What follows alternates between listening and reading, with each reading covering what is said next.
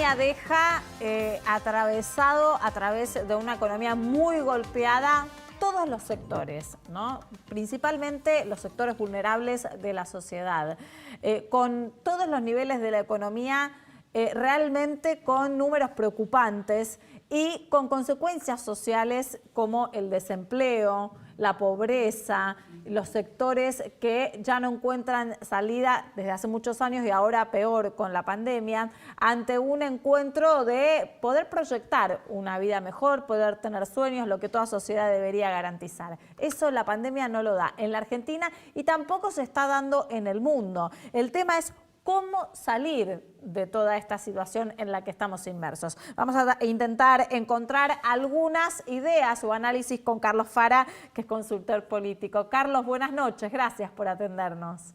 ¿Qué tal? Buenas noches, ¿cómo están? Bien, en algún punto preguntándonos, ante todos los valores de la economía desplomados, ¿cómo se sale de una cuarentena así? ¿Cómo se sale de la pandemia con un Estado que realmente tiene muchos desafíos por delante y que no encuentra tampoco marcar agenda, ¿no? Es algo que estuvimos observando en los últimos días.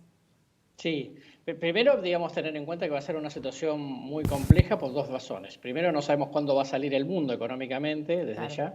Segundo, que por lo que estamos viendo, más allá de la situación argentina, en otros países que atendieron eficientemente la pandemia, como el caso de Israel, el caso de Australia, están volviendo con complicaciones. Ni hablar, digamos, el caso de Estados Unidos, que es un caso muy particular. Con lo cual estamos, digamos, en una situación no solamente de mucha incertidumbre, sino que cualquiera no debería ser muy optimista sobre una salida rápida de la crisis económica y ergosocial.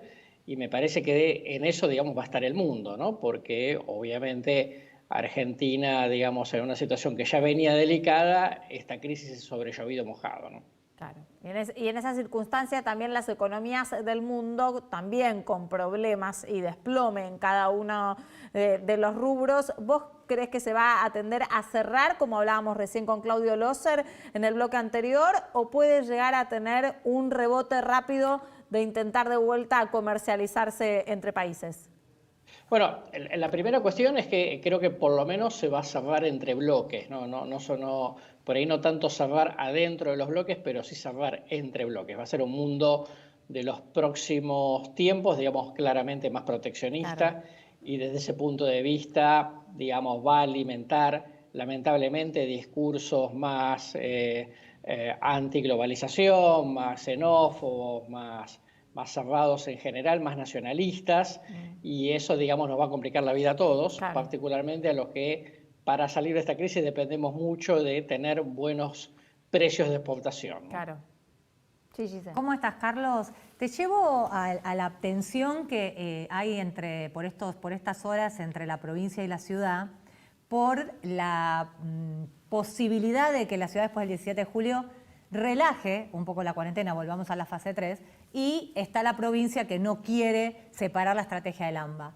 ¿Cuánto ves vos de plan sanitario y cuánto de estrategia política en este pedido de Kicillof de seguir juntos ciudad y conurbano?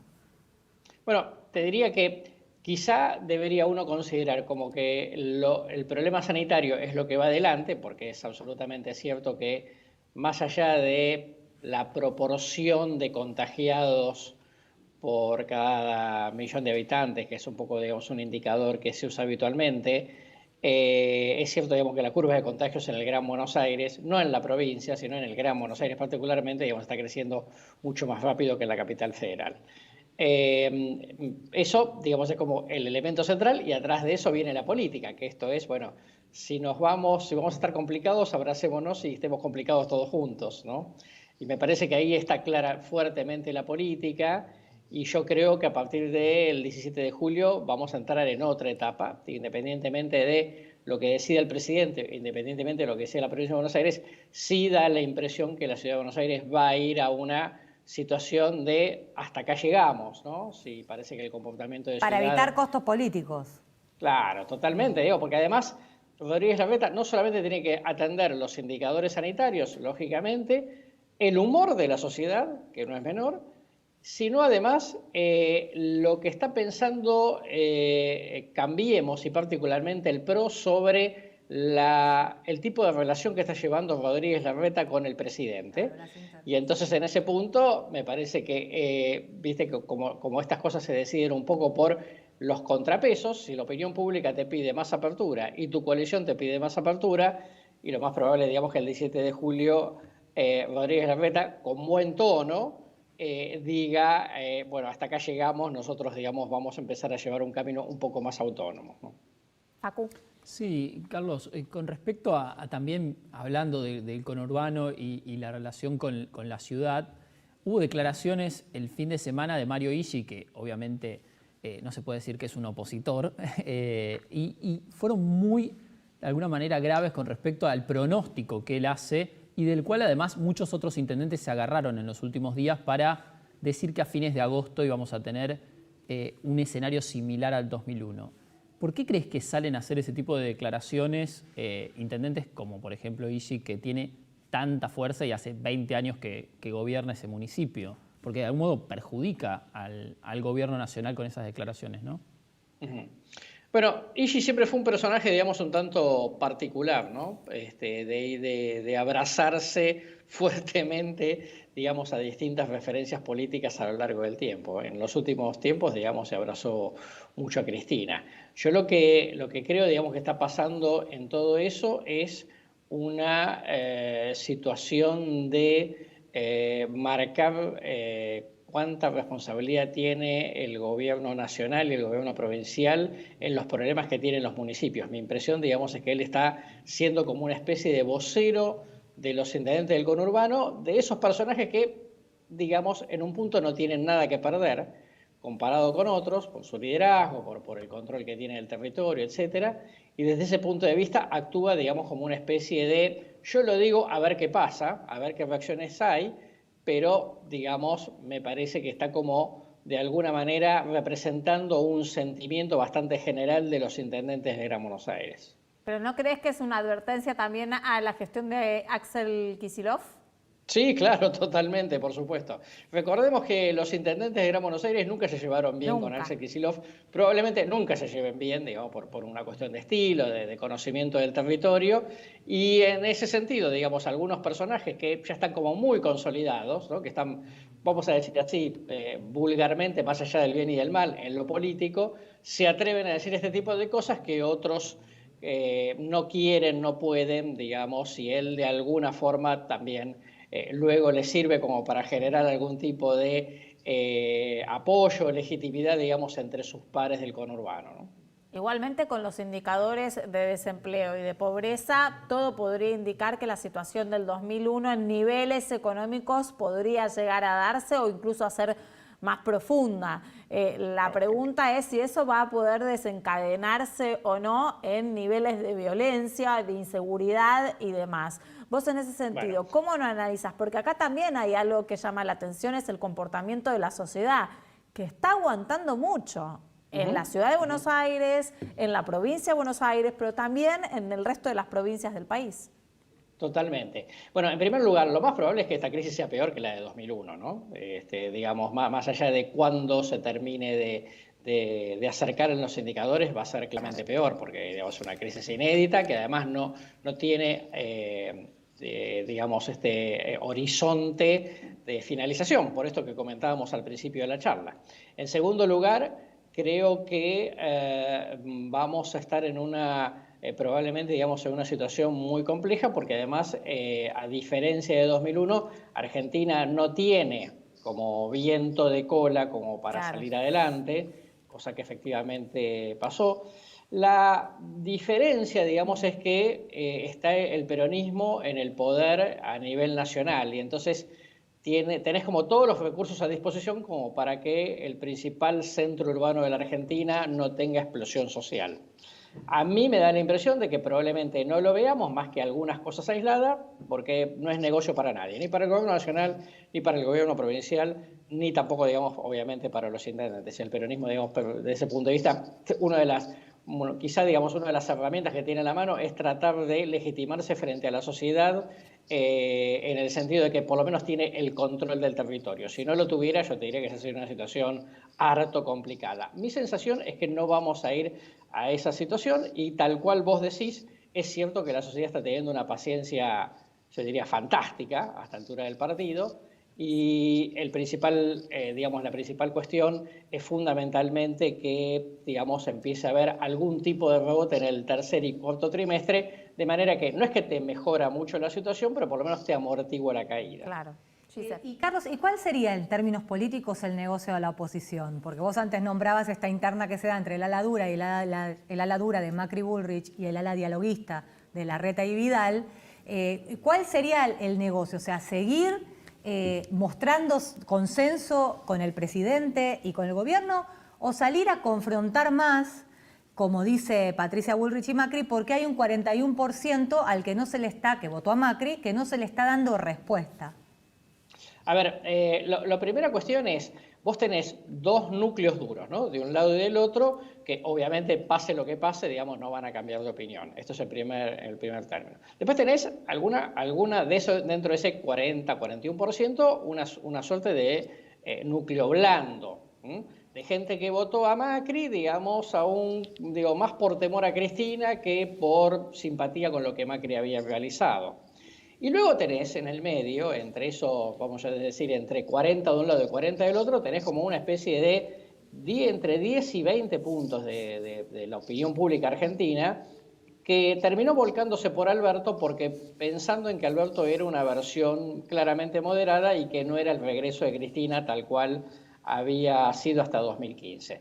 De manera que el sector moderado lo que está planteando es, ojo que se puede desbalancear a nuestro favor la situación, digamos, el esquema político y electoral de la Argentina si trabajamos de modo moderado. Si le hacemos el favor a las palomas de ambos lados, está claro que, digamos, el peronismo tiene más núcleo duro que Cambiemos. Por lo tanto, yo te diría que las palomas dentro de Cambiemos lo que están planteando es, ojo que tenemos una buena oportunidad de poder ganar. Mucha gente que se enoja con el avance de Cristina, con Alberto, digamos, en su vehemencia, con los malos signos del caso Vicentín, y que dicen gente que en una legislativa puede votar a la oposición, o sea, Juntos por el Cambio, sencillamente porque dar un voto castigo, digamos, no costaría nada en esta situación.